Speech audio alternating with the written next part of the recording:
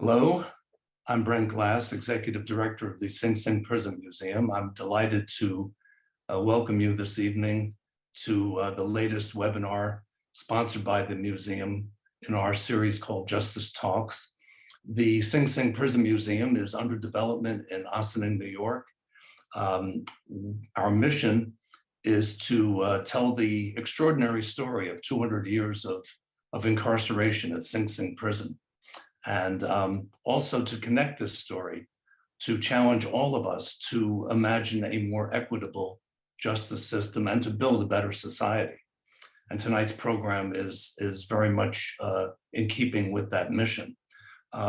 We are fortunate that we are a nonprofit organization that is managed by a wonderful group of trustees, our board of trustees, who support our mission. And one of our major initiatives, especially since the COVID pandemic arrived in 2020, was to develop this program called Justice Talks, a series of programs that calls attention to history, but also calls attention to contemporary issues in criminal justice. Tonight's program, Recognizing Rehabilitation Through the Arts, reflects both parts of our mission. First of all, Rehabilitation Through the Arts represents a major chapter in Sing Sing prison history and in the history of criminal justice in this country. And second, the RTA has played a fundamental role in challenging our understanding of the criminal justice system and helping us redefine criminal justice today. Before we begin, I want to recognize our webinar team. Our two of our board members, Roneen Bartley and Sam North, are the co-chairs of this program, and they provide leadership. Our production team, Nicole Hamilton and Hallie Ortiz, are also an important part of this production, so I want to recognize them at this time. And I also want you to know that you can post questions in the Q&A and use the chat feature for comments. I'm very pleased to introduce our moderator tonight, Abby Lewis. Having grown up in music and the arts, it seems natural that Abby Lewis would become the Executive Director of Bethany Arts Community in Ossining, New York. She began her career in legal aid and legal services, and now she has the opportunity to re-energize her focus on efforts related to access and equity. As co-founder of Ossining Innovates, a local project that is focused on inclusive entrepreneurship, and as the founding member of the Board of Trustees of the Sing Sing Prison Museum, Abby Lewis sees powerful similarities between what she has been doing in the community and Bethany Arts community mission to bring people together from all walks of life, ages, and experiences to learn, create, experience, and engage with art while enhancing perception and diversifying perspectives of the world. I'm pleased to welcome Abby Lewis as our moderator tonight. Brent, thank you very much. Appreciate it, and I'm very excited to be here. Tonight's program, as we said, focuses on the extraordinary work of rehabilitation through the arts. RTA was founded in 1996, and they're celebrating their 25 years of working inside New York State prisons to develop and operate arts programs for incarcerated individuals. The programs are driven by the belief in the fundamental human dignity of all, and that arts can enrich, educate, and prepare incarcerated individuals for their return to society. Before we bring on our guests, we want to listen to some of RTA's alums, hear from them themselves to find out more about how RTA has changed their lives.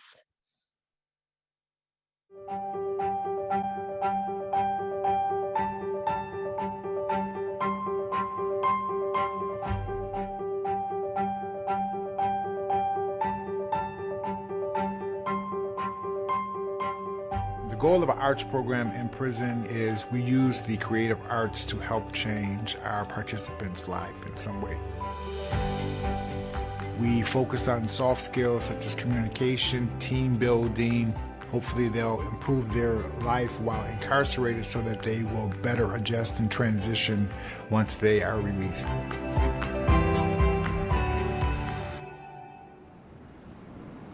The last time I was sentenced, I remember the judge saying to me, I am sentencing you to 15 years to life, so ordered. And I remember the gavel coming down, pop, trying to count the years and say, how am I gonna do this? I came to prison at 34. I didn't have a high school diploma, and the first thing I did was get my GED. And I then signed up for every program that they had. In 2004, I joined RTA at Sing Sing Correctional Facility. RTA has always been a special place for myself and everyone who participates in it because it's just very hard for people who do 10, 15, 20 years of incarceration. You lose hope probably on a daily basis. My depression would be so severe that I gave up on life, period, and I didn't see any hope for the future. My anger, my temper consumed me. And the only tools that I had to work with was violence. I was in Sing Sing Correctional Facility, I'm working out, and one of the guys, he says, listen, we're talking about putting together a theater program. I looked at him like, theater? We are in a maximum security facility, and you want me to run around and type something about to be or not to be? I said, bro, stop playing with me. Being in a male prison, being part of a dance program, it's not easy. But to continue in the program and not worry about what anyone else says, you develop a strength, you develop confidence. It is strength to say, hey, I'm gonna be different. I'm gonna be who I wanna be. And it gave me a chance to be seen. I know after spending 17 years of incarceration how hard it is to dance in prison, and I do commend you guys for sticking through this project. I guess that's part of changing rehabilitation, you know? Because we're comfortable with being one certain way, and maybe that certain way got us into prison. So maybe thinking outside the box will help us change. The thing with RTA, the most powerful thing that it has, I think the thing with the arts in general, is that it makes you think differently. It opens up different pathways in life and your mind and the way you process the world. Before you know it, I was looking forward to being there so much that I would avoid key blocks. I was getting less arguments, less disagreements. For the first time in my life, I felt empowered. I had no idea the arts can be such a powerful vehicle in one finding oneself. I knew that I wasn't the same person that went into jail. Going back into prison today, I find it to be an honor. One, because I'm able to walk out at the end of going in, and two, is I'm making a difference in someone's life, and it's letting the men and women know that you can make it after incarceration. We don't do this work to teach art. We don't do it to train actors. You do this because what you do is about changing lives.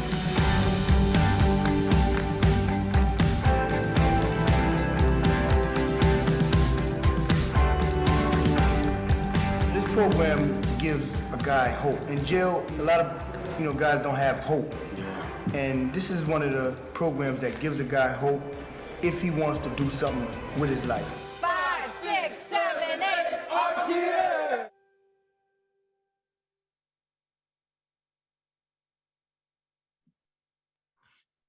Wow, that was wonderful. I love seeing the alumni themselves talk about the program. I love Charles's comment of it's an honor to go inside and do the work they do.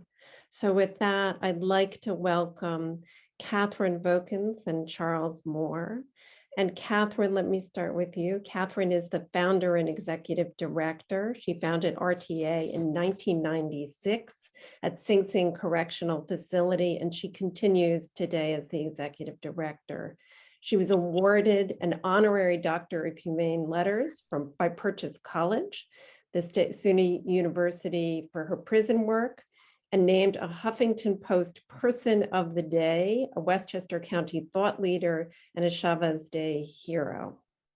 And we have Charles Moore, Director of Operations. So Charles has been involved with RTA since 2004 with a bachelor's degree in human services, a master's degree in professional studies, and as an RTA alumnus, Charles oversees operations, including special projects.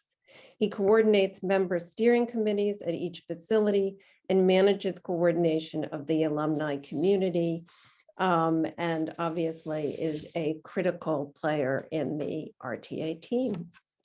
So, Katherine, can we start with you? We've seen this beautiful video, but can you maybe tell us a little bit more about RTA and about the types of programs that are offered today?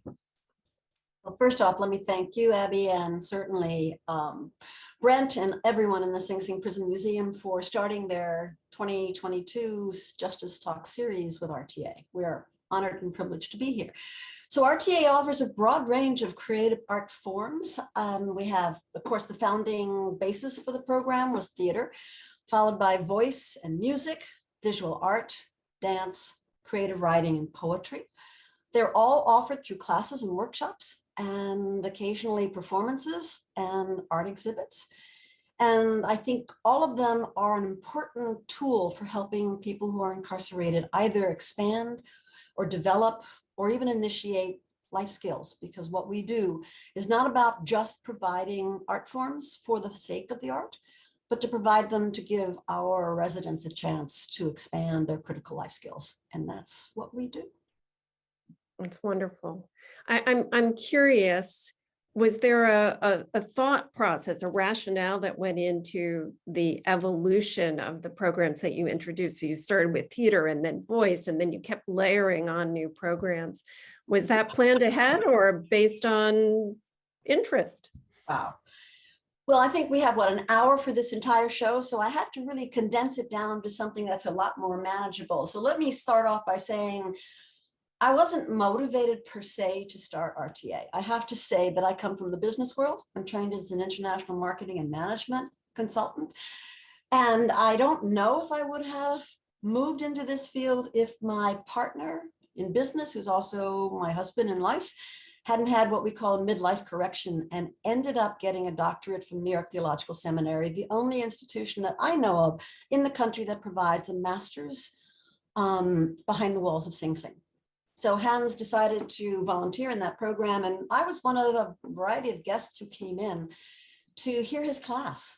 And I think that that class, which was about 8 months before I actually started the program, blew away all the myths and stereotypes so many of us have about who's behind the walls. And a real sense of the humanity, the fathers, brothers, sons, uncles that exists there with lives very much like ours.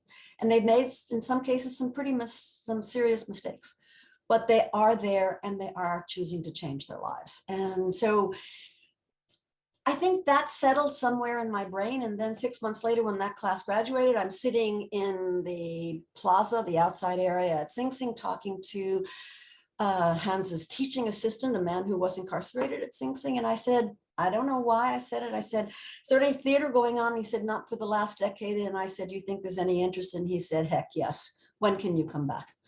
And I went back, and 2 weeks later, sat in a room with a group of men, and they said, we want to write a play about what we know best, about the hood, about our lives. And your husband, because some of them were in his class, say you're a woman who knows how to get things done. And that's how it started. That required a proposal to the Department of Corrections in Albany and convincing them that the theater workshop should begin in order to support the growth of the first play. So that was your question about how we started. That's the core of RTA, but it is not just theater. It did provide us a vehicle for getting started. And then 3 or 4 years later, the men came to me and said, this is not about theater, this is about rehabilitation. Let's change the name to Rehabilitation Through the Arts. And that's how the name was developed. And then from there, we went to visual art. We've had a visual art program at Sing Sing for the last 15 years. Then from that to music and voice and dance and creative writing and poetry, all of that happening over a score of years. But usually within the first, I don't know, 5, 6, 7 years, we had most of that underway. So that's how we all got started. I love it. I love it. And I love the fact that the name came from I think at that time it was all men. Yes. Themselves, and really the draw for the growth of what you provide was really from them, which is wonderful. So I can imagine when you started this program that you faced a number of challenges. I mean, I think if I'm remembering what you just said, you said it was just 12 years or so before, since there had been a theater program inside. So I suspect many of the systems that are there today that make your programming possible didn't exist. So can you share what some of those early challenges were?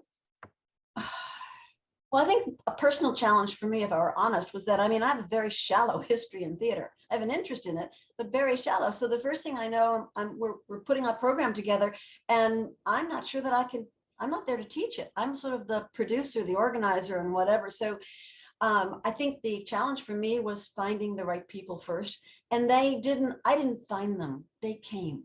That's what happened with this program. This program has always been about people appearing when we needed them. I got on the train and rode into the city with somebody who turned out to be the director for our first play. So it's just been a personal challenge, was to recognize my own limitations and then say, where do we find the right people, which we did. Other challenges, the Department of Corrections in the state of New York today is 3.8 billion, and therefore it's a huge conglomerate of people. So working with an institution of that size and is challenging. I come from the commercial world. In the commercial world, you get things done like that. And in the world of nonprofit and particularly prison, things move very slowly. Charles, I'm sure, could fill you in a lot more on that. So that was a big challenge. I think the fact that there was really no history for theater at Sing Sing. I think most of what theater was at Sing Sing were organizations coming in to perhaps do a play for the residents, but not specifically to teach it, especially to teach it in order to build life skills. And of course, money. I mean, you know, for many, many, many years, all of us volunteered. One of them, our members worked with, one of our volunteers worked with Pfizer, and Pfizer, God bless them, paid for all of the printing, for all of the scripts that we needed. So raising money became, of course, one of the bigger challenges. And then 5 years into the program, they shut down the medium security facility at Sing Sing, which housed 600 men, many of which were our members, and sent them over the mid-Hudson Valley. So our program got sort of cut in half, and we wondered whether that would actually continue, and it did. And what it did was seed the interest in 4 or 5 other facilities that we moved to those facilities. So on one hand, it was a challenge, and on the other hand, it was a true blessing. So that's kind of how we got ourselves in that predicament. Yeah, that's wonderful. Thank you. So Charles, I'd like to kind of bring you in here if I can. And can you just share with us how you first started with, first started getting involved with RTA, and kind of what motivated you to take that first step? Sure, Abby. I echo Katherine's gracias for inviting Rehabilitation Through the Arts to be here. And it's also very important for me to be here, to be a voice of those incarcerated. And I thank organizations like the Prison Museum, RTA, for having formerly incarcerated people on these panels so that we could actually speak for ourselves instead of having everyone else, talk about the incarcerated. So I got involved with RTA in 2004 as a participant. However, I started supporting RTA as an audience member in 2001 in Sing Sing Correctional Facility. So inside, they call them special events. They had announced a special event in the facility, and I put down for it. I had just got to prison, as it said in the video. I came to prison at the age of 34 without a high school diploma or GED. And granted, I'm from Buffalo, New York. Sorry we lost the game Sunday, but I am from Buffalo, New York. And then I end up in Sing Sing, which is, right next door to New York City. I had never been to New York City in my life. So I'm going through a whole bunch of trauma, being incarcerated, being in a facility close to New York. A whole bunch of stuff is just going on. And I lost all my self-esteem. First person to go to prison in my family. I felt I let them down. So I put down for this special event. I went, and they were doing the play A Few Good Men, and it was excellent. I had been to plays in the street once or twice, but I thought that these were civilians who came in to offer entertainment for the participants while, they were in good behavior. Maybe the administration said, yes, you guys can come in. So at that time, RTA was doing productions 4 nights a week. So I went again the second night because it was that good. And, I wanted something else to do. So I went, and then I was in the school building, and I started recognizing people who were in that production. And I started asking around, was that person in the play last night? Was that person in the play last night? And lo and behold, I found out that they had a theater program in Sing Sing. So I immediately found out how to sign up for it. I signed up for it, and it took me about 2 years to get in the program because Sing Sing has always had an extensive waiting list. And in 2004, I was interviewed by the steering committee and became in as a participant. My first production was August Wilson's Jitney, which I'm so proud of because my role was I had to ring the telephone. Now, if you know anything about a jitney, is the name for a cab, and that's the play that we were doing, August Wilson's Jitney, and my role was off stage. So I didn't have to be on stage or anything like that. But when the director was explaining the play to us, she asked us, she says, what do you think the most important role in this play is? And then everybody went around and said their role is the most important, their role is the most important. And then being the good teacher that she is, she says, yes, all the roles are important. But she said the most important role in this play is the telephone. And then she explained why, because the telephone was actually a character in the play. It had lines. I had to ring the phone. That was a cue line for another actor to pick up the phone, answer it. So having that actually was a breaking point for me to deal with my incarceration. It actually boosted my self-esteem. It gave me a sense of purpose. It's like I had something to do. It's like, oh, I got to go to rehearsal every day. I have the most important role. I have to ring the phone. And it was just ever changing for me. And then I began to meet people in Sing Sing, a positive group. I was going for my GED at the same time, got my GED, signed up for pre-college, got pre-college, and then off to the races I went. Leaving Sing Sing with the master's degree and, a couple of productions under my belt. And it was ever so life-changing. Yeah, that's amazing. That's amazing. We heard in the video, we heard one of the men talk about what it was like to join a dance program on the inside in a all male prison. Was there, when you joined, right, when you first joined RTA and got involved and began to work on this piece, was there that same feeling that you had about kind of what would this be like being part of this group within the general population, or no? Was it at just Sing Sing? I would honestly say no, because Sing Sing, as Katherine had said, we started off primarily with theater, and like everybody wants to be an actor, so that was an easy sell-in for the success of the program. And at that time, RTA was just getting off. We started in 1996, and we're talking like 5-6 years later. So the program is beginning to actually grow, and people are beginning to really respect what RTA is offering to the facility. The administration is getting an understanding that this is a positive thing for the facility. Disciplinary is down for these participants. The morale of the prison is up. Hey, we got something going on. And then it was up to Katherine to explain how all this is happening, because she didn't know either. And that's when we had developed our skill wheel to explain, what people are actually getting out of this program, like communication skills, working as a team, the audience members, because you'll see in almost everything we do, people will say that if you can please a prison audience, you can please anybody in the world. And they will say B Block in Sing Sing is the toughest audience to perform in any way, any style, any form. And we were able to calm that audience down and get their appreciation and get their respect for the arts. So I think that we are offered a lot to the population for the past 25 years. I actually went from Sing Sing as a max, and then I was transferred to Woodburn, which is a medium correctional facility. And there is where the modern dance program had started at Sing Sing.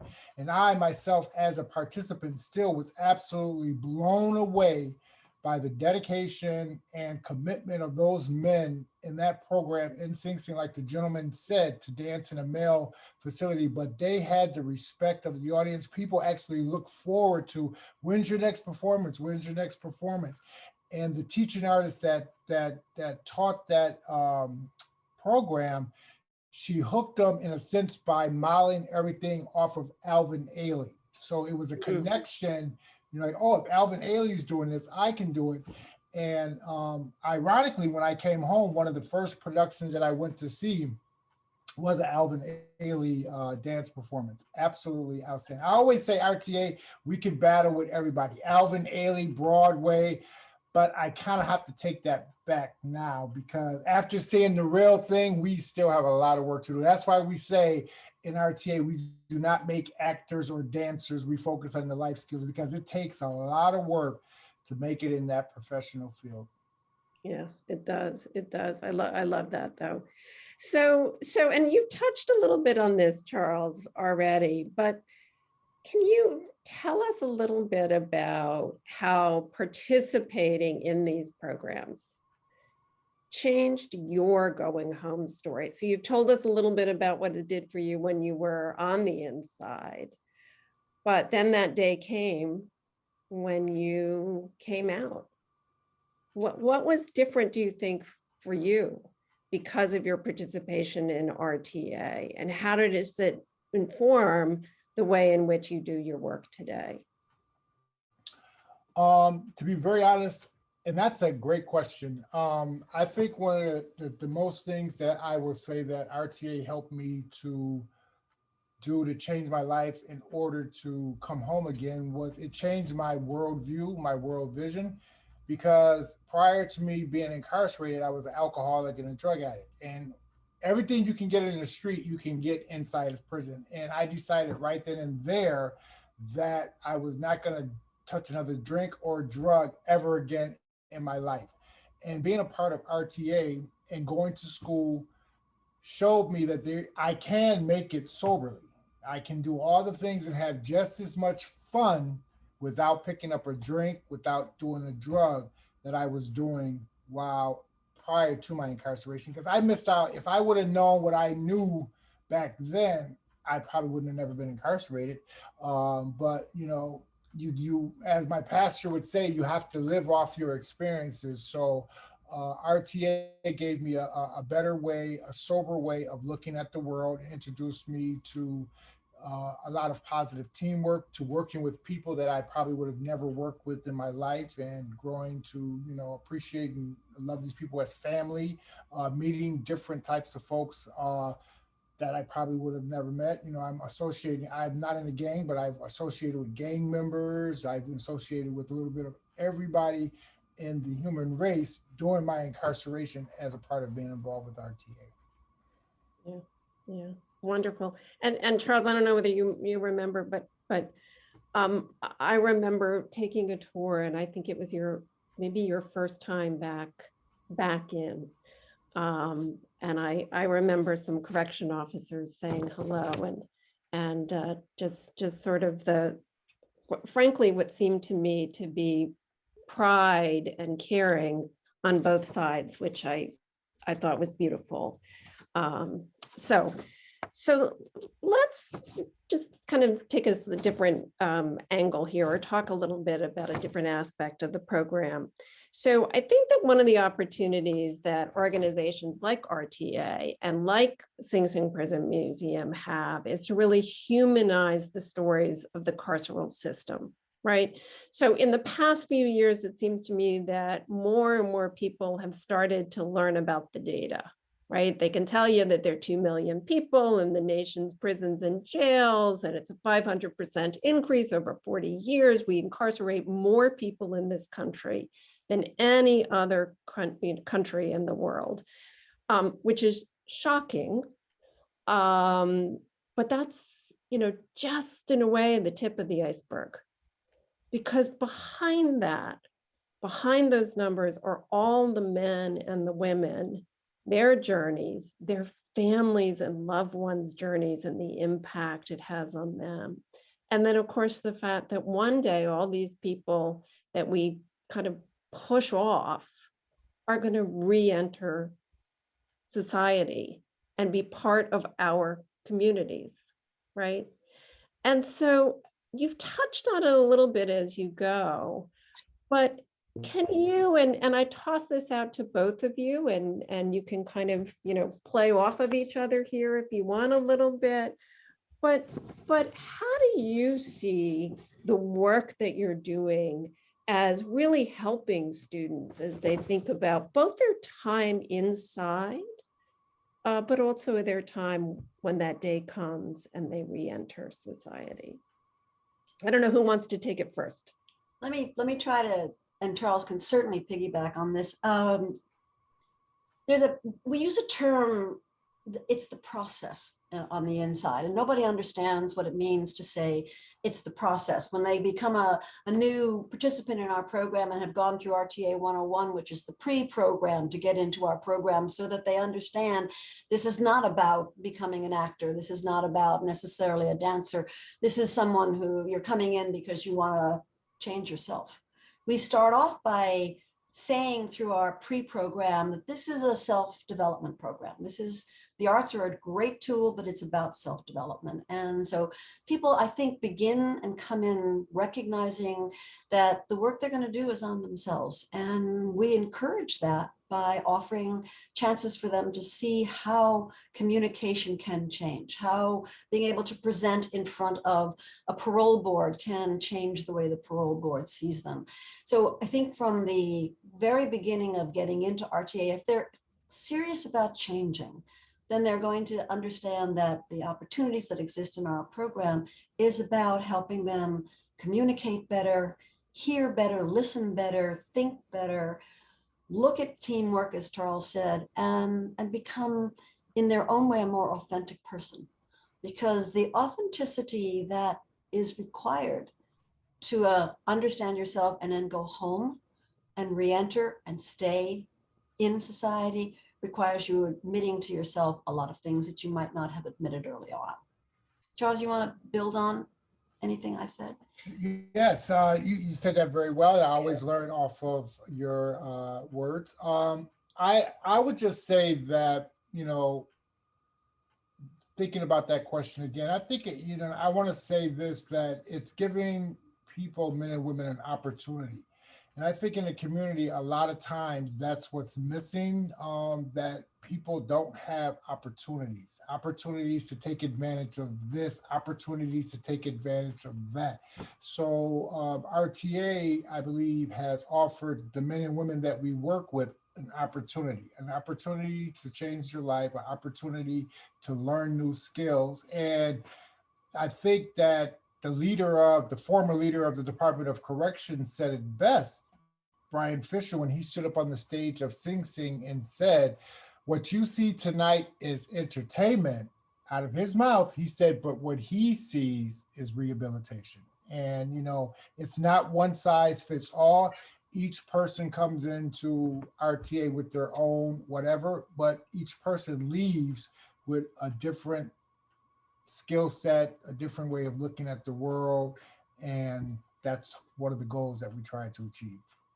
Yeah, I love that. And I love, and I don't think I'd heard you say this before, that it's giving people opportunity, right? Giving people choice. And I suspect many people have not Many of the men and women on the inside have not had that opportunity before, and certainly there are not many, I suspect, opportunities and such positive choices that can be made.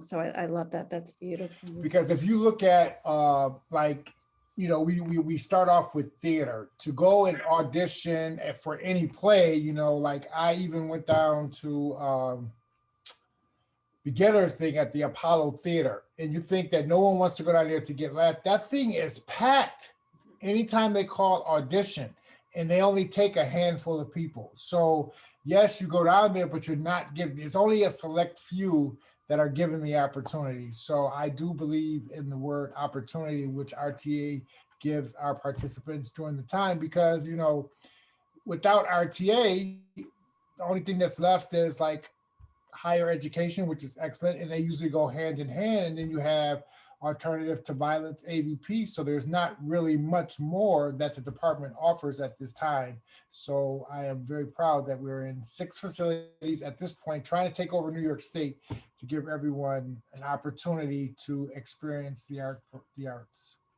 Yeah, that's quite a goal. Now, I remember from our conversation the other day that, and you've alluded to it here, which is that, so much of your programming really helps with communication skills.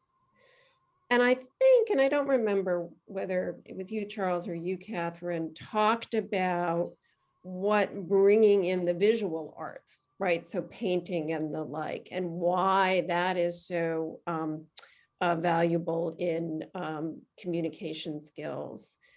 Do you want to talk a little bit about the visual arts program and maybe expand a little bit on that? Well, I think I'm going to turn that over to Charles too, because it might segue into talking about this great new article that just came out in the New Yorker. But I think I would say first, not to contradict you at all, Abby, but that in general, visual artists are not great communicators. In general, visual artists that we've observed in prison, and of course our prison population are traditionally, historically, people who have been from poverty and underserved communities. So they tend to be introspective. I mean, people who come out for theater, good chances they're a little more outgoing, but the visual artists tend to focus inwardly. And so one of the challenges for us has been, how do you help a visual artist who can express him or herself beautifully through a visual painting or a tapestry, or in some cases we used to have craft at Bedford Hills where they could make a collage. And then the question became, so how do you help them actually present that? And so that's Charles.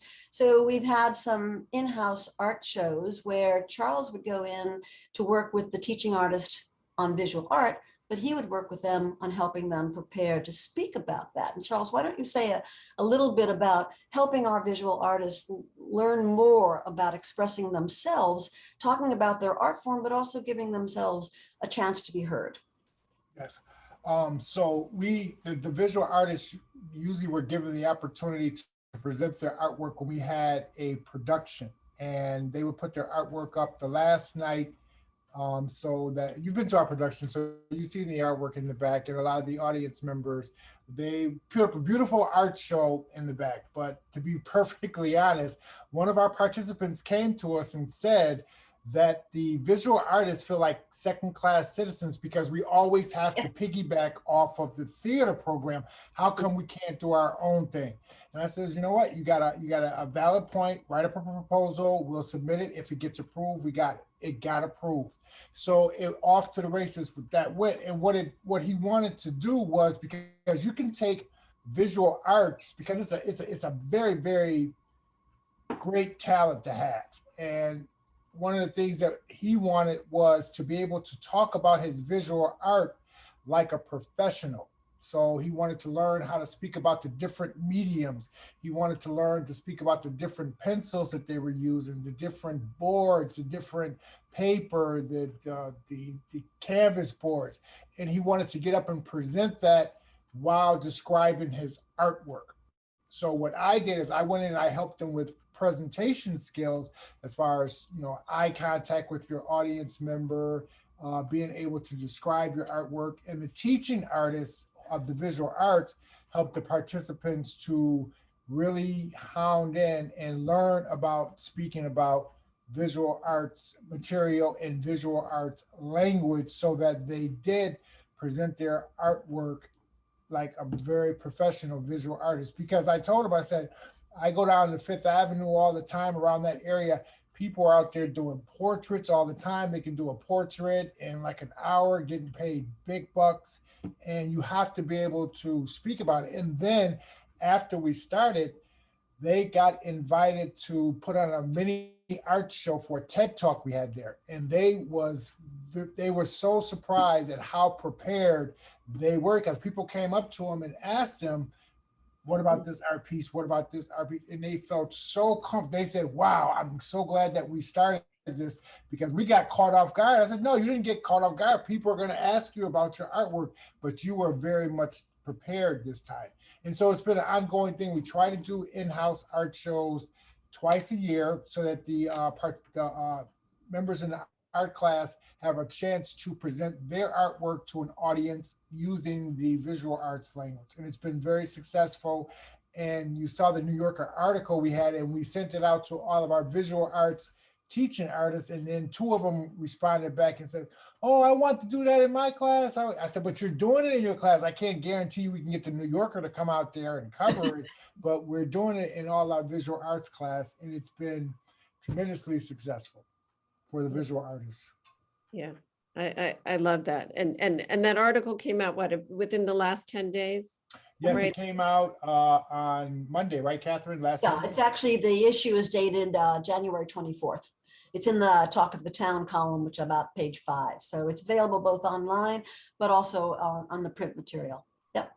Okay, wonderful. So I hope that people go take a look, because it is a very nice story. And again, a story in which about something that about the RTA program, but that was in so many ways created or co-created by the men and women, which I think is a beautiful, beautiful piece. Abby, can I say one more thing about that article? Absolutely, absolutely. It was like RTA prides itself also because of our productions and being able to invite the families in. One of the family members of our participant saw the article before he had a chance to tell her about it.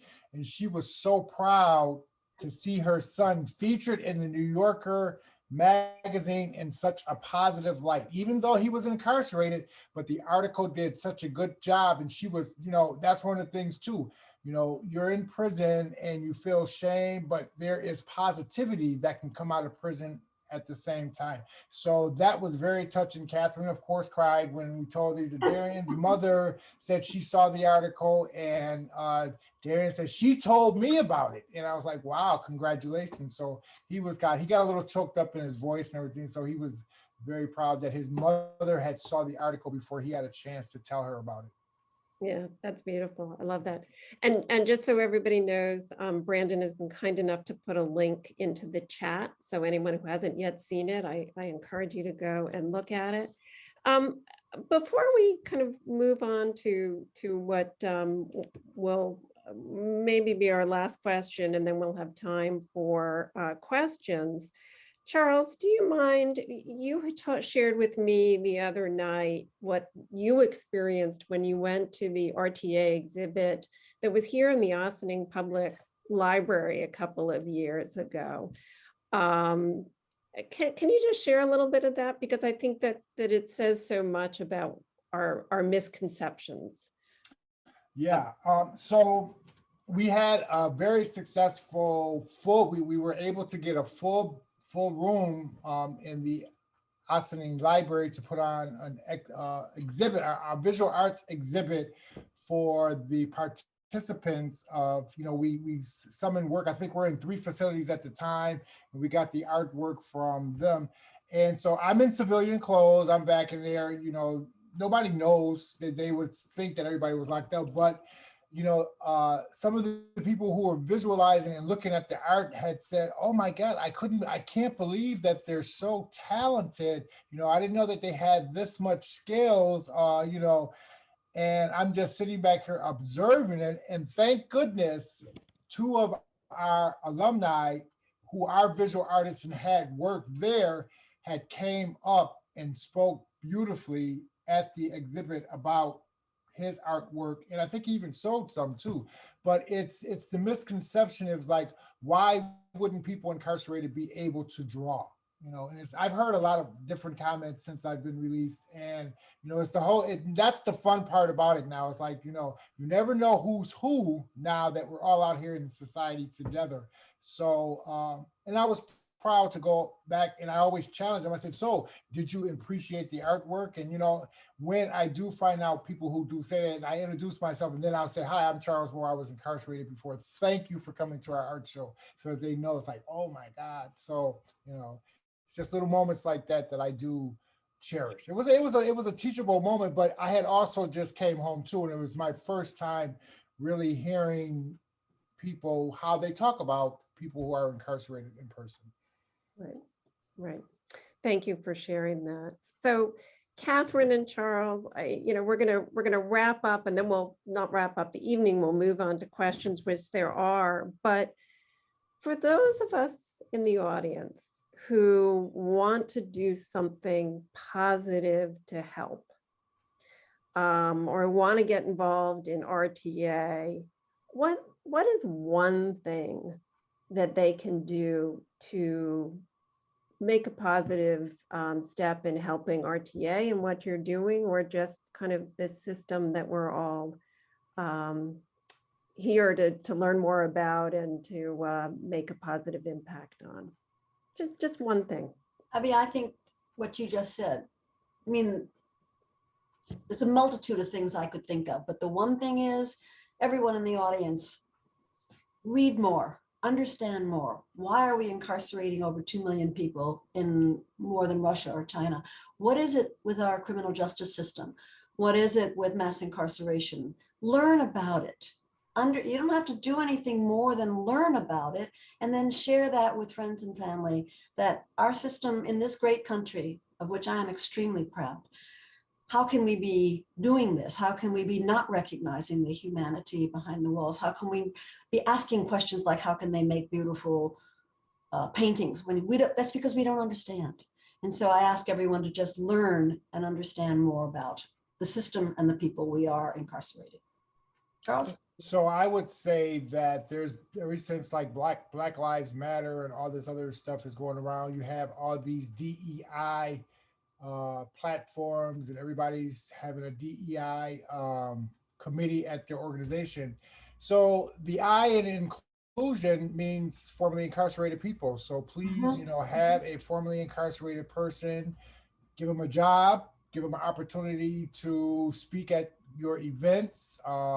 And always, when you have any type of event that talks about formerly incarcerated people, have a formerly incarcerated a person at that conference so that they could speak, be the voice of, because no one wants to be talked about. They like to be included in the conversation so that the information can be accurate. So the I, included incarcerated person.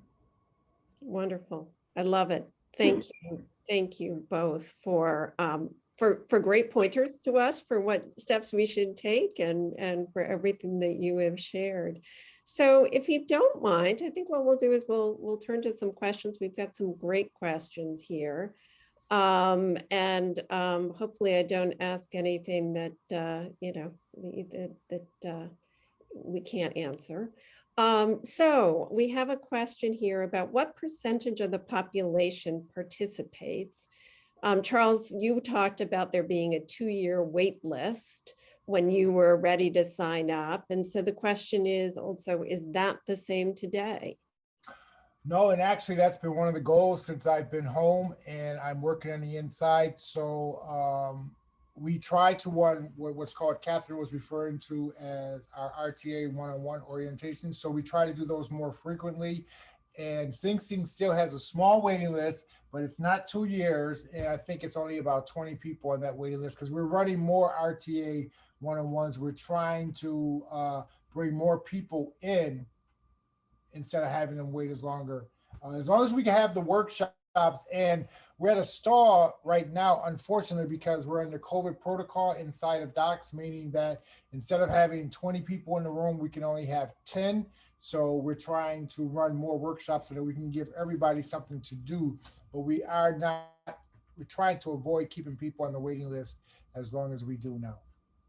That's wonderful. And there was also a question here about how COVID has affected the programs. And Charles, you've hit on some of that, right? Which is smaller number of participants per class. Are there other ways in which COVID is? Well, we never, Catherine, one of the first things we were worried about is how do we still maintain programming on the inside during COVID? And we went to work, we had a meeting and we said, we'll do whatever we did everything from hard copy, lesson plans to cassettes, DVDs.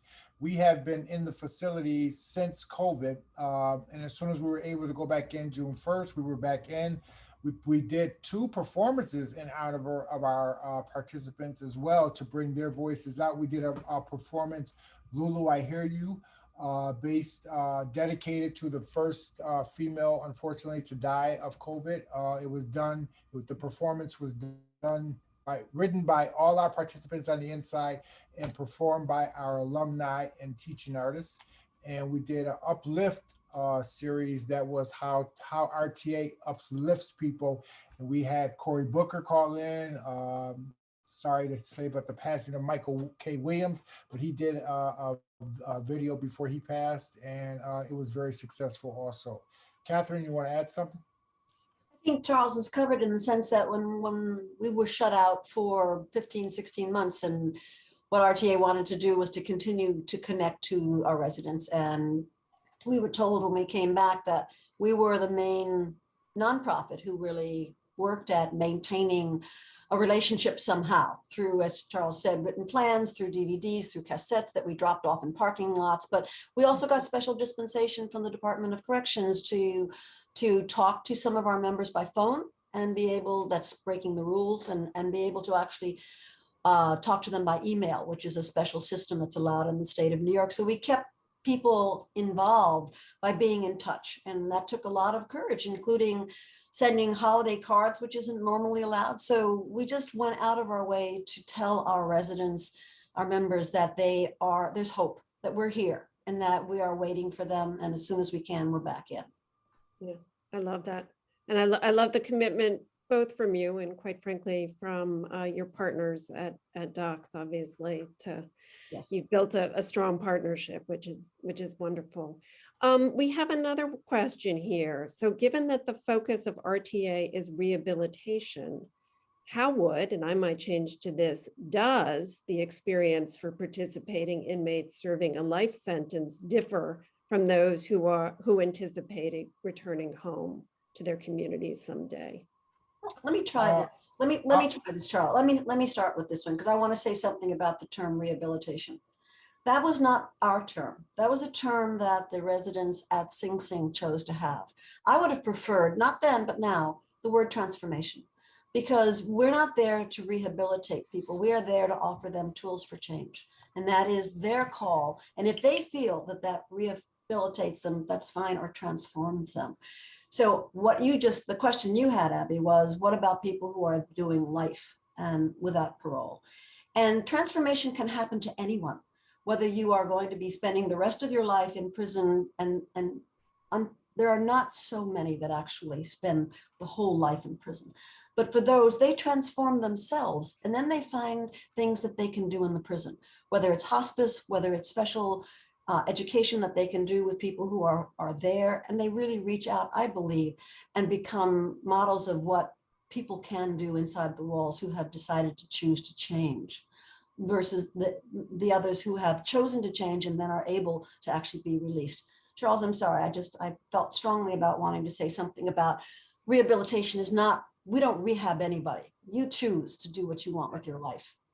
No, I was just going to add, in being a formerly incarcerated person myself, during my 17 years of incarceration, I had never met anyone who was doing natural life. And then when I started working for RTA and going into the prisons, we have 3 participants in our program that are doing natural life, and without the possibility of parole, but they're constantly, in every case, there's a hole. And so we're hoping that they can get that converted over.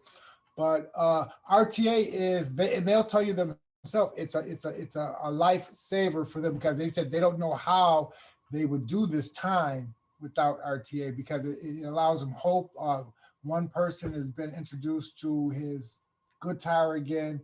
Another, a female, unfortunately, she is running the whole program. We can't do anything but let her run it. And this is what keeps her going. So, the arts work. And I'm so glad that we have these programs, especially for those three who unfortunately, may not be coming back home, but, that gives them a sense of purpose while they're in prison as well. So it does help.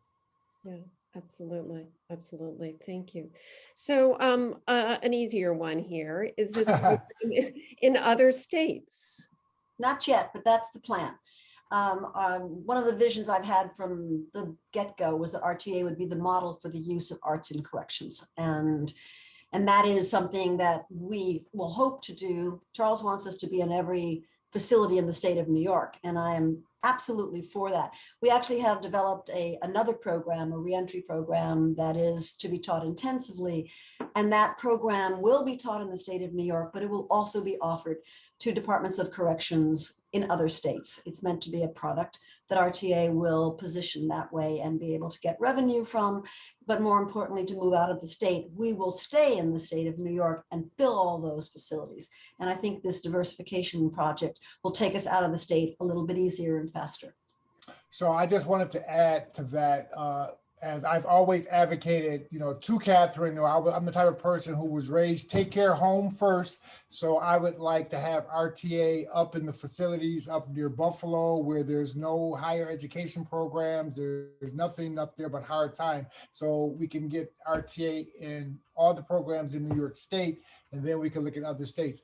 But I've been on some Zooms with, they still call them wardens, and at Warden Exchange, and the Department of Corrections, people think it's easy to get into the Department of Corrections and just bring an arts program. But the Department of Correction has to want the program there, because if we can't build a relationship like we have here in New York, it's not going to work in other states. And some of those wardens that we were talking to, they were just, they were not entertained. They were like, oh, it's a great program. It's like, wow, it'll be a hard sell for them. But if they gave us an opportunity to get in, we could sell them. But, they're stone-faced now, but you have to be able to get into the system first. Yeah. Okay, right. All right. So we also have a question of, is RTA in Auburn? And we're also being asked if you're at Eastern. Is there an Eastern in New York? Yes, there is. It's in Mackinac, New York. It's west of, well, it's on the western side of what's called Woodburn, where we are. No, we're not in Auburn. Auburn has had a creative writing program with Cornell. And we would like to be in Eastern. It's actually a request we've made to the Department of Corrections. Eastern is a maximum security facility, about 2 hours from the Westchester area. And we've been lobbying for that for some time, but the pandemic stopped us. We are approved to move into other facilities by the Department of Corrections and Community Supervision, but we've not been able to do that because of the pandemic. Got it. Okay, thank you. So I'm going to encourage people, if you have questions, put them in the Q&A, but I'm going to go over to the chat because there's some there. And there's somebody here who says, I'm your neighbor just down the road, education coordinator and trustee at the Historical Society serving Sleepy Hollow and Tarrytown. Please tell me how we can get involved and support the inspirational people of RTA. So I know you answered that generally, but do you have anything for this individual?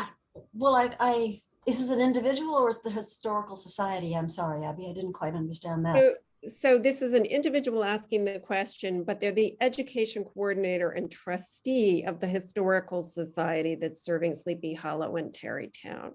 So the first thing I'm going to suggest is, I assume you have a contact if you want them to reach out to you. You shared your website earlier, but is there a specific?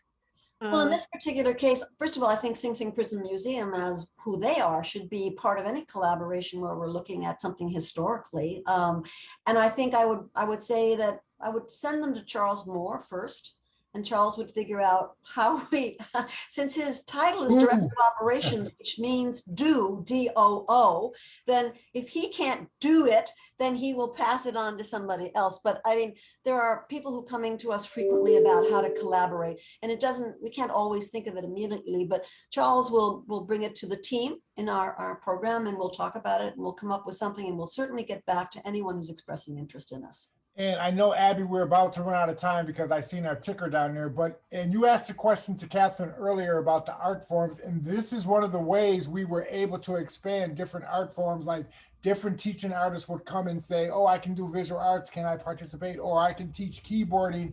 Can I participate? We just hired 3 more teaching artists that have some new workshops where we can't wait to get started. So it's through venues like this that we get a lot of different and new programming for the participants on the inside. So we can't wait to see what Sleepy Hollow has to bring to the table. Wonderful, wonderful. Okay, so I know there were a few more questions in there. I'm going to answer one more. Actually, we've got another one that we will bring here. And then I'm sure that Brent wants to also give us some closing remarks. But so we have a question about the relationship with Brian Fisher and with Hudson Link. So I'm just going to quickly say, at least Brian Fisher is on the board of Sing Sing Prison Museum. And so there's a relationship there. And similarly, Sean Pica, who's the executive director of Hudson Link, is connected to the Sing Sing Prison Museum. And I know, Katherine, you and Charles also have relationships with, Brian and the folks at Hudson Link quite well. Anything you want to share? I would just say that Brian Fisher was transformative for us in terms of really believing in the program when he was the commissioner. But I also want to give a shout out to Anthony Annucci, who's the acting commissioner now for the state of New York, and how positive he and his team have been in supporting us. Hudson Link is a sister brother organization. Our folks go from our program into Hudson Link, into BARD, et cetera. So no, we love the collaboration and the relationships that we all have. Thank you for allowing us to shout those folks out. Yeah, wonderful. And I'm going to turn it over to Brent in 1 second, but we have a very specific question from a board member, Brent. So I'm going to ask get in here, who says, do you still need knitting teachers? Charles, that's a question to you. That do you still need? If you could just send us your email information and we'll take it from there. I don't want to say yes or no right now because I hate to keep teaching artists on hold. So send us your information, and then if we have a spot for you, we will put you in. But I would love your information. All right, wonderful. Well, I'm going to turn it over to Brent in a moment, but Katherine and Charles, it's a true pleasure. As always, I love what you do, and I look forward to many more conversations and opportunities to do things together in the future. And Brent, and to the entire team who pulls these talks together, thank you so much for tonight and all that you do. So Abby, if you don't make it what you're doing right now, you could host a TV show. You did an excellent job. Thank you. Many thanks. That was my contribution, Charles. Abby, thank you so much for being such a wonderful moderator. Katherine and Charles, delighted to have you on Justice Talks. And for those of you who want to see this program, it's been recorded. It will be posted on our website, along with all the other Justice Talks programs for the past 18 months, singsingprisonmuseum.org. And we will check our website for announcements of future programs. I just have to say, Katherine and Charles, I attended Of Mice and Men, I think it was 3 years ago, and it was just a powerful experience and a wonderful opportunity. So congratulations on 25 years. And I can't wait to see what happens in the next 25 years. And again, thanks to all of you, and have a good night. Thank you. Thank you, Brent. Thank you, Abby. And thank you all for joining us. Brent. Good night, everyone. Good night, everyone.